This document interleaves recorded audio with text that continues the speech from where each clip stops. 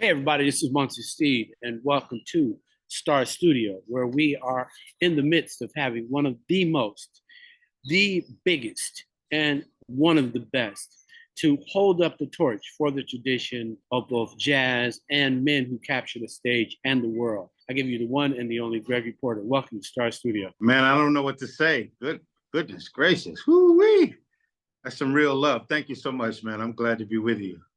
Think about you. You're clearly killing the game. It looks like you work 200, 300 days. I feel bad for the boys. I hope they can travel with you because their daddy's working. Daddy is putting in some work and obviously a family. But when you think about the tradition of men on stage giving jazz performances to the world, what is it that you want to project and what do you want them to take away, knowing that you love what you do and you love this music? And I'm sure that occasionally you see glimpses of your mom and everybody else who said you can do it in the background. Well, several things. There's a lot that's happening when I step to the stage. I am carrying, a bit of my family with me. The memory of my mother absolutely is always in the music, and she's inside of me. And quite frankly, she's inside of other people now that they've heard, now that they get washed with her sermons, the same sermons that washed over me: Liquid Spirit, No Love Dying, When Love Was King. These are all ideas, not the same wording. The ideas, the seeds were planted in me by the energy that she put into me. So it's important, yes. I have two boys. It's important that they get a bit of that. It's important that they see me on stage. They travel with me there. In a couple of days, they'll be with me in Poland. And so I take them all over the world with me from time to time when the school allows it. So also, there is a thing that is happening. There's been some lies and stories told about who Black men are.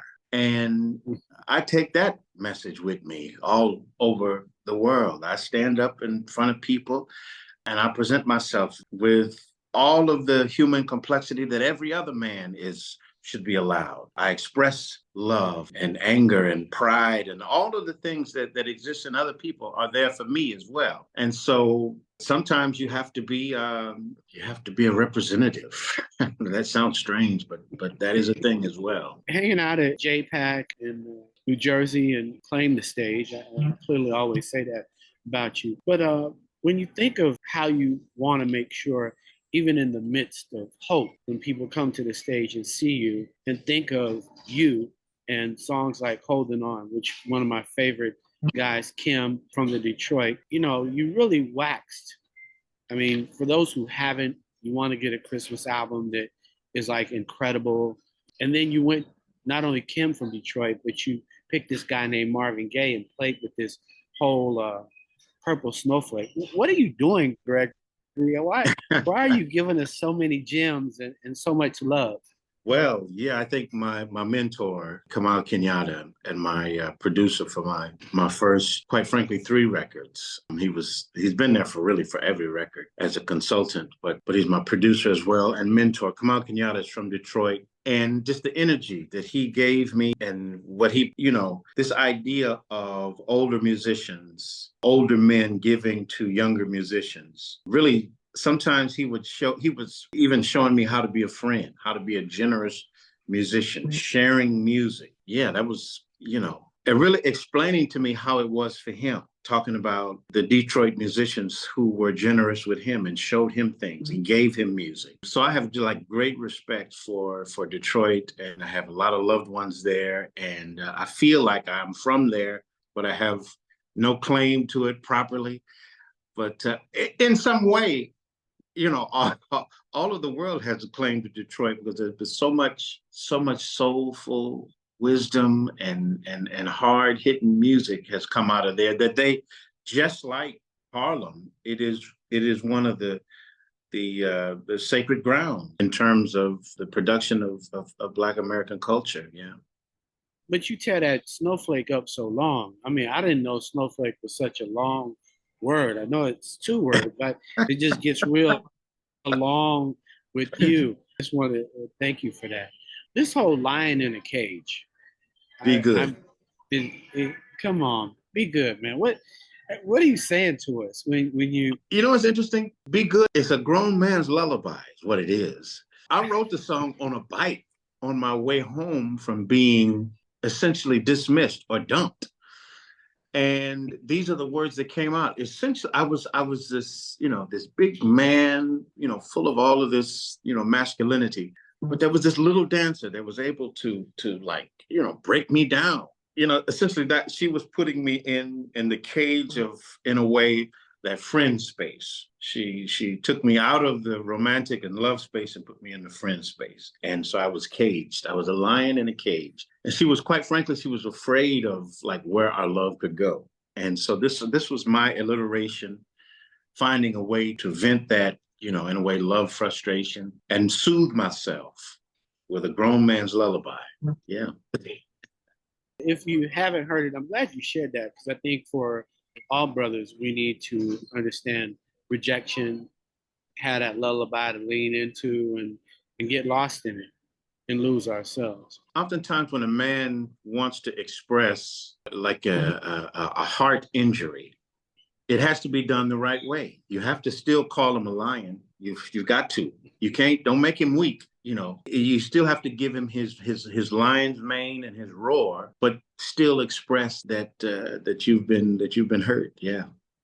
Thanks for that. When you think of the tradition, and I think of you, obviously I don't see the same smile as Satchmo, but I truly see you as a ambassador for the world for us. For those that don't see you, I see you.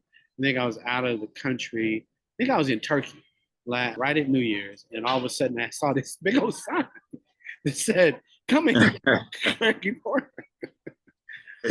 What's it feel like to know that you are an ambassador, for those that don't know, for the world? Yeah, it's really something. I think I have been, and it's a responsibility. I do feel really fortunate to be able to carry the banner and, quite frankly, the legacy of this great music, of jazz that speaks of love and protest. I think it's been a music that has spoken to power since the creation of the sound.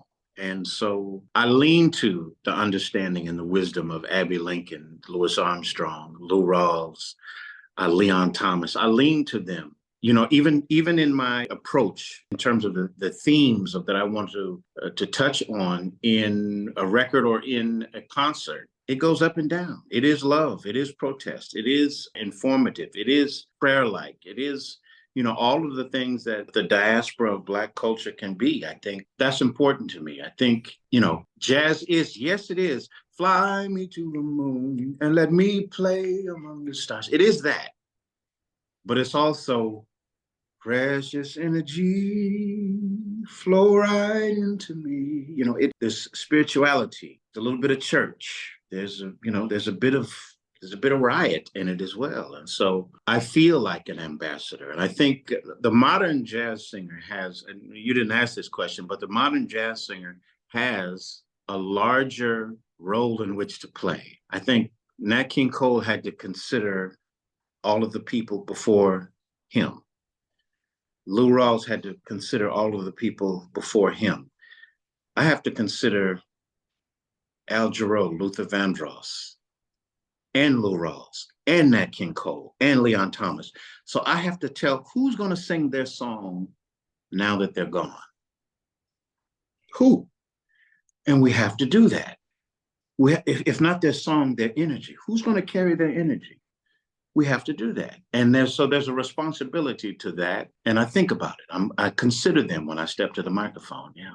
Yeah, I felt real. I went to LA 3 times in 3 months and didn't go see the Alice Coltrane exhibit. So finally, it was about to leave, and I told my wife I was going to go out and see the Alice Coltrane exhibit. And she says, "Well, you need to make the pilgrimage." When you think of women in jazz, you mentioned Abbey. If you were giving and whispering to young people about an Abbey Lincoln or Betty Carter, what would you want them to know about the women of jazz? Or Sarah Vaughan, when you talk protest, Sarah Vaughan is the because. First of all, you have to look deeper, because you don't just go to the music. There's some subtle cues that are being given. It's not just the music. It's not just the dress, it's the album covers, it's the whole nine. It's expressing the dignity, undeniable genius in the way that Nina Simone played the piano. She wasn't allowed to be the great classical pianist that she wanted to be. Oh, okay, so you're gonna keep me from doing that? Well, watch. I'm gonna put some of this classical fugue into my jazz, and you're gonna be like, what is that?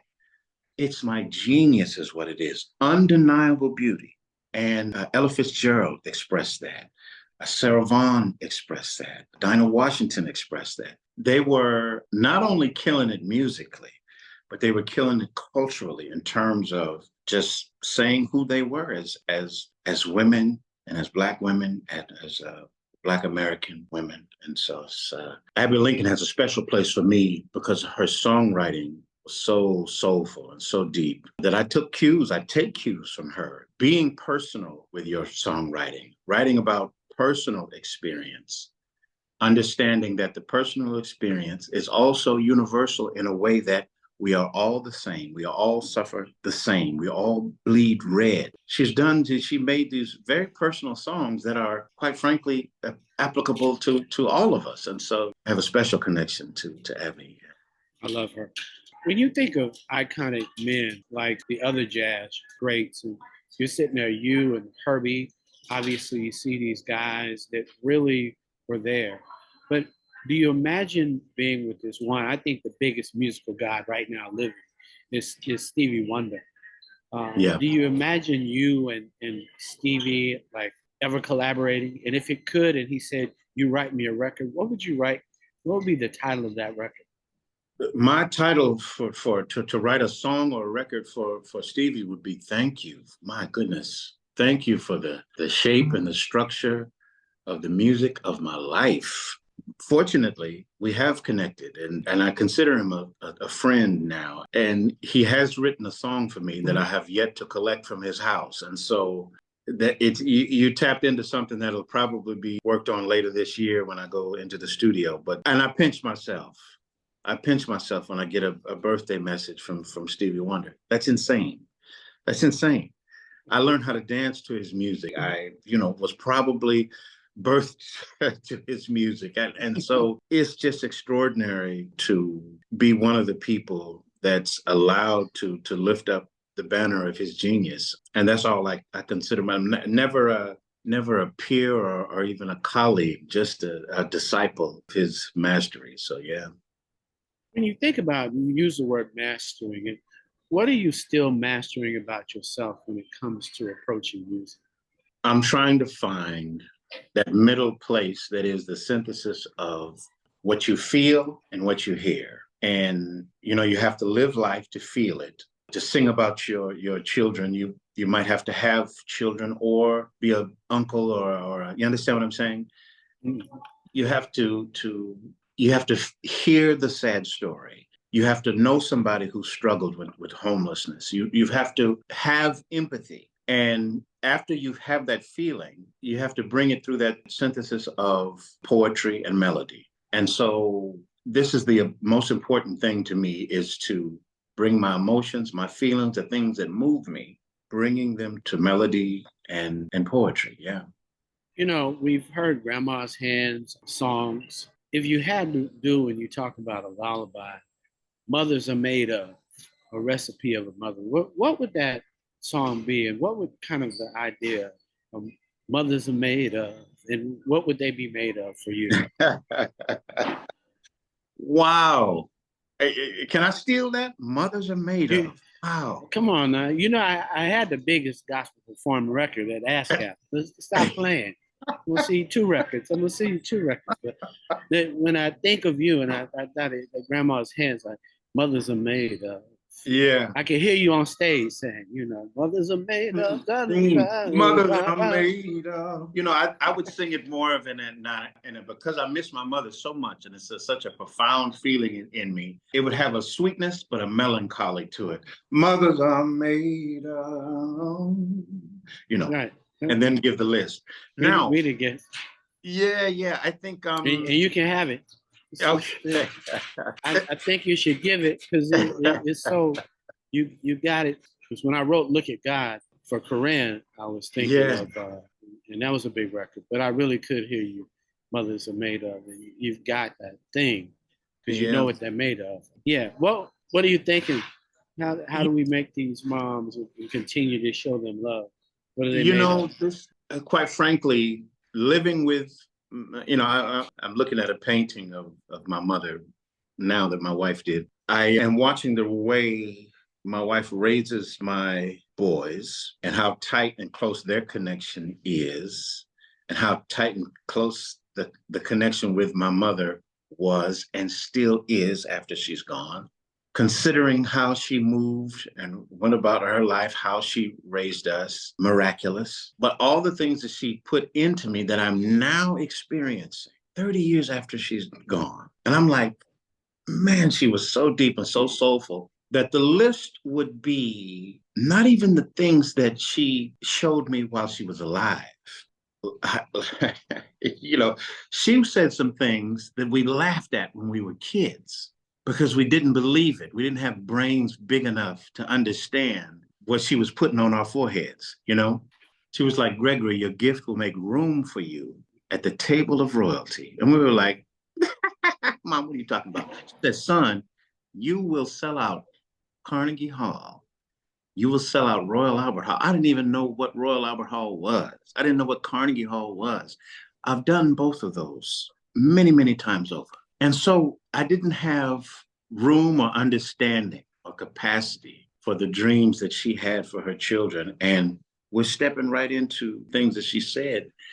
It could go from a bag of sugar to miracle worker to chef to, I got you. I could go on and on. We could talk for 3 hours about her. She was really extraordinary. I had no disrespect to other mothers, but I had a real good one. Imagine I have a 90-year-old mother who still drives and makes me oatmeal cookies, and she said, you're not supposed to have these, just too much sugar. You ain't supposed to eat that much sugar. So That's I'm so only gonna good. make them every now and then. That's So so good. I understand it becomes complicated when people are describing something that isn't perfect, and you're like, but I got a good one. I had one that was good enough to do what you're looking at right now. It's good Yeah, enough. yeah, They said, lay them hands, when they good or yeah, bad. She lays some hands, and it's still there. yeah. Lastly, Amazing. when you want to imagine a new you stepping out and obviously going back in the studio, what is the gift that you think you're going to give that will begin to change the sonic profile of what are you playing with? What movement and sounds are you hearing? Obviously, Afrobeat is on the scene. You've got people leaning a little bit into country and western. And then our boy over there at 803 Fresh is coming out with that Southern soul. So you've got this new nuance movement in sonically. And obviously our dear brother Robert Glasper, like yourself, is challenging the world to say what jazz is and how we can take over categories. Yeah, the interesting thing is for me, I'm not so calculated about it, quite organic with it. If I'm feeling like I need to go back to the sound of country blues was just a twangy and whiny guitar, I'll do that if the song calls for it or if my spirit calls for it. Right. But I am a product of all of the things that are happening right at the moment. Quite frankly, Afrobeat is not new. Those African rhythms is not new.